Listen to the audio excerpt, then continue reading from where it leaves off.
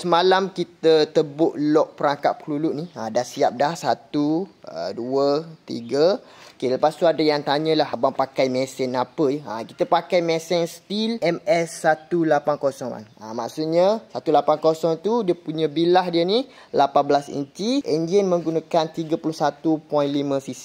Memang puas hati, sedap pun sedap. Kalau kita nak compare dengan yang Cina punya tu, yang ni memang tak boleh nak cakap apalah. Korang tengok sendirilah, made in German kan.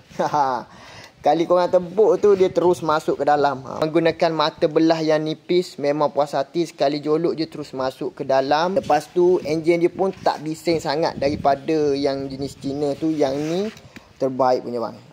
Yang ni memang puas hati. Abang tengok sendirilah video yang kita buat semalam kan. Memang terus masuk kan. So kalau kata abang nak tahu harga dia, boleh tengok di beg kuning di bawah. Walaupun keras sikit tapi berbala bang. Puas hati, tak sakit jiwa nanti pakai.